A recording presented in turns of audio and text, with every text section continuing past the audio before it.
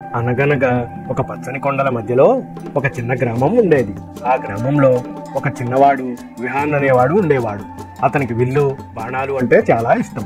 ఒకరోజు విహాన్ అడవిలో తిరుగుతుంటే ఆకులతో కప్పబడిన ఒక పాత మార్గం అతనికి కనిపించింది. అది చూసిన విహాన్ కి ఆ మార్గం ఏదో రహస్యాన్ని దాచుకుంటున్నట్టు అనిపించింది. ఆ మార్గం చివర ఒక పెద్ద రాతి తలుపు ఉంది. దానిపై మెరిసే బంగారు బాణం చెక్కబడి ఉంది. అది చూడటానికి చాలా ఆశ్చర్యంగా ఉంది. విహాన్ నడుచుకుంటూ ఆ తలుపు దగ్గరికి వెళ్లి చేతితో ఆ తలుపును తాకగానే గుడుగుడుమని శబ్దం చేస్తూ అది నెమ్మదిగా తెరుచుకుంది. లోపల నుండి బంగారు వెలుగు బయటకు వచ్చింది. తలుపు లోపల మెరిసే వస్తువులతో నిండిన ఒక అద్భుత గది ఉంది. మధ్యలో ఒక అద్భుతమైన బంగారు ధనుసు మెరుస్తూ కనిపించింది.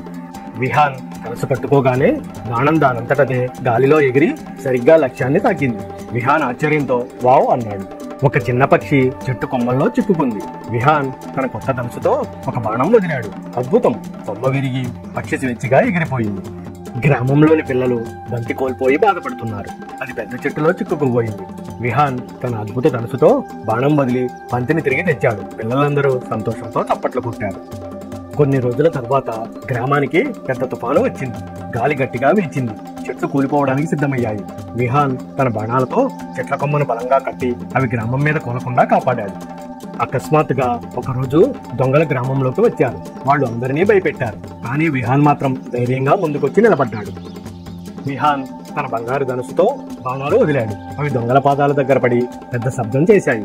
దొంగలు భయపడి పరుగులు తీశారు. గ్రామంలోని అందరూ విహాన్కి చప్పట్లు కొడుతూ మన హీరో, మన రక్షకుడు అని హర్షధ్వానాలు చేశారు. విహాన్ ముఖం ఆనందంతో మెరిసిపోయింది. విహాన్ ధైర్యం ఆ గ్రామరాజుకు తెలిసి వెంటనే రాజు తన దూతను పంపి విహాన్నే రాజభవనానికి పిలిపించాడు. రాజమహల్లో రాజు స్వయంగా విహాన్ తలకు బంగారు కిరీటం పెట్టాడు. అతనికి గౌరవ పతాకాన్ని కూడా బహుమతిగా ఇచ్చాడు. అందరూ విహాన్ని అభినందించారు. రాజు విహాన్ కి అడవిని కాపాడే బాధ్యత అప్పగించాడు. ఇక విహాన్ సాహసాలతో నిండిన కొత్త ప్రయాణం మొదలుపెట్టాడు. అడవి జంతువులంతా విహాన్ కి పూలమాలతో స్వాగతం పలికాయి. జింకలు, కుందేళ్లు, పక్షులు అడవిని కాపాడే యోధుడు వచ్చాడని అవి చాలా సంతోషపడ్డాయి. ఒకరోజు విహాన్ ఒక పురాతన గుహలో పాత సిరాపై రాసిన రహస్యాన్ని చదివాడు. ఆ ధనుసు ఒక మహాయోధుడి ఆస్తి అని విహాన్ కి తెలిసింది.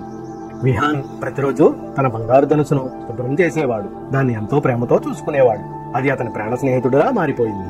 గ్రామంలో పెద్ద ఉత్సవం జరుగుతుంది. పాటలు, నృత్యాలు, కాంతులు, పూలతో గ్రామం కిక్కిరిసిపోయింది. అందరూ విహాన్ ధైర్యాన్ని సంబరంగా జరుపుకున్నారు. ఆ రోజు నుండి విహాన్ తన అద్భుత ధనుసుతో గ్రామాన్ని, అడవిని ఎప్పటికీ కాపాడుతూ ఉన్నాడు. చిన్న విహాన్ ఎప్పటికీ గుర్తుండిపోయే హీరో అయ్యాడు. ఇలాంటి మరిన్ని వీడియోస్ కోసం please like and subscribe my channel.